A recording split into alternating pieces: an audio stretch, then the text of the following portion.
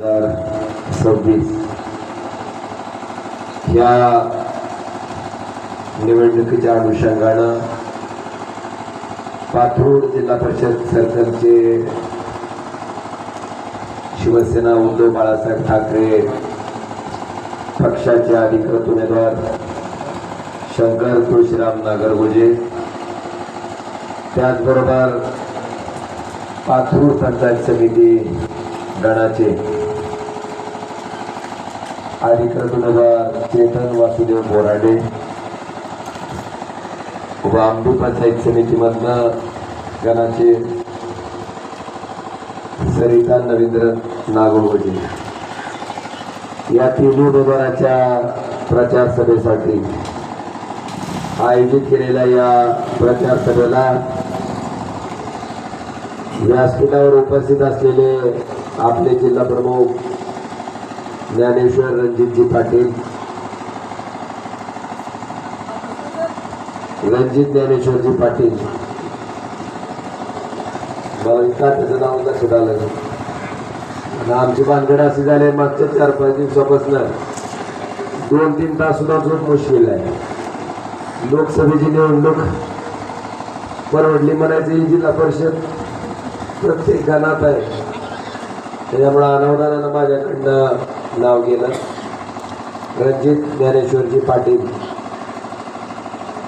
बांधवानो, व्यासपीठावरील इतर सगळेच मान्यवर आदरणीय व्यासपीठ आणि व्यासपीठाच्या समोर उपस्थित असलेले सर्व वडीलधारी मंडळी, तरुण मित्र, आमच्या माता भगिनी, बंधूंनो, आज या ठिकाणी जिल्हा परिषदच्या निवडणुकीच्या निमित्तानं मला आपल्या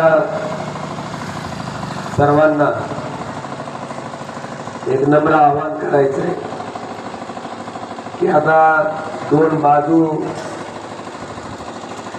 खऱ्या अर्थानं आपल्या जिल्ह्यातील निवडणूक लढवत आहेत.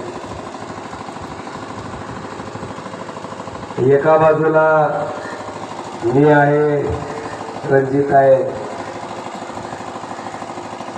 कैलास पाटील आहेत, प्रवीण स्वामी आहेत, काँग्रेस पक्षाचे जिल्हाध्यक्ष आहेत आणि आमच्या बरोबर निवडणूक लढवणारे आमचे सगळे कार्यकर्ते. मी आपल्याला एवढंच वचन देतो की आमची सत्ता जिल्हा परिषद मध्ये निश्चितपणे येणार आहे आणि जिल्हा परिषदचं अध्यक्षपद हे ग्रामीण भागातील सर्वसामान्य सर्वसाधारण महिला,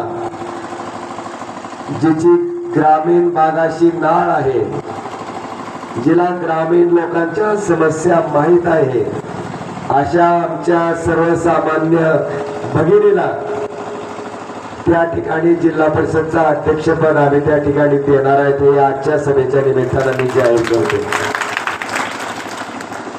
ह्याच्या विरुद्ध पुढच्या बाजूकडे जर तुम्ही बघितलं, भाजपची जर सत्ता आली तर अध्यक्ष कोण होणार हो? का अर्चनाताई पाटील.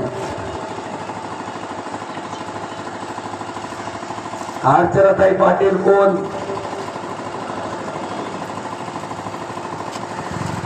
ज्याने लोकसभेची निवडणूक 2024 ला माझ्या विरुद्ध लढवली, ज्यांचे पती आमदार होते, मंत्री होते, ज्यांचे सासरे 40 वर्ष मंत्री होते, आमदार होते, खासदार होते.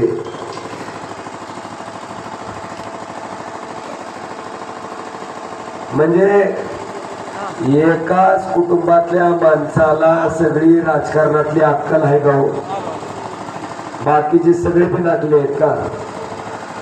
माझं इथं निवडणूक लढवणाऱ्या राहुलभाई यांना सुद्धा माझे आव्हान आहे की आम्ही जसं सर्वसाधारण महिला, सामान्य महिला जी कुठल्या आमदाराची बायको नाही, खासदाराची बायको नाही, अशा महिलेला जिल्हा परिषदचा अध्यक्ष करणार आहेत, अशाच पद्धतीनं राहुल भैया राणा पाटलाला सांगू शकते का की दादा आपण सुद्धा भारतीय जनता पार्टीच्या सर्वसाधारण महिला, सामान्य महिला हिला जिल्हा परिषदचा अध्यक्ष करू आणि अर्चनाताईला जरा महाग थांबू. होऊ शकतंय का? मला काय म्हणायचं ते तुमच्या लक्षात आलं. बांधवानो,